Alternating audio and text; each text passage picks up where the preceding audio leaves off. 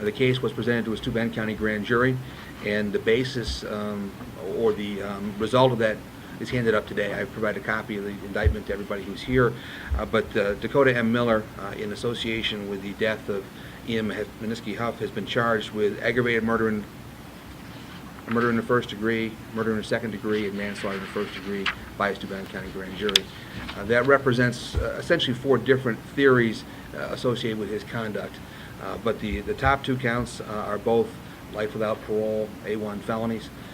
They involve torture, murder, and torture is defined a little bit differently in each statute. But that's the allegation here, is that he engaged in not only the murder of Ian, an intentional murder of Ian, but also that as part of that process he tortured him, and that results in the instant indictment. Again, our investigation is still ongoing. We're still gathering forensic evidence and additional evidence to support those charges. But the Steuben County grand jury has met.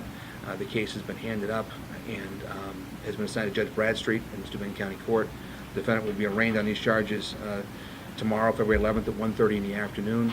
Tom Starr is his attorney through the Public Defender's Office, and additional applications will be made at that time. Currently, he is in Steuben County Jail on $200,000 cash or $400,000 real property bond.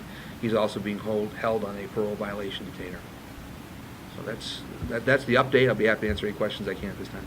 Will you be asking for an increase in bail tomorrow? Yes, we will. Obviously, he's being held without bail on the parole detainer, so he can't go anywhere to begin with, but that's not something we have any control over. The game has changed dramatically for Mr. Miller at this point. The original manslaughter charge carries a maximum of 25 years. He's now looking at life without parole on these charges, so we'll be looking to increase the bail at this juncture. Did the defendant give any testimony during grand jury proceedings? I can't speak about the grand jury proceedings. Those are secret. So what happened there, I cannot speak about. I can talk about the indictment, but I can't talk about the evidence that was presented there. What we are alleging is that everything that was done to Ian was done by Dakota Miller and no one else. Because we have a provisional report from the medical examiner's office indicating that Ian died of multiple blunt force trauma to his head and to his liver. That's what the ME's report says at this point, but we are still waiting for the full report to be done. We also received additional medical evidence from the treating physicians in Rochester and here at St. James. There again, it was a tremendous effort in gathering that evidence by the Cornell Police Department, by the New York State Police, and we received great cooperation from Strong and St. James. And quite frankly, I have no idea what the motive is. I'm not going to try to climb inside Dakota Miller's head and figure this out. This is the kind of crime that absolutely is incomprehensible to most folks. So motive, I have no idea. What we believe we can prove is set forth in the indictment, that what he did was intentional.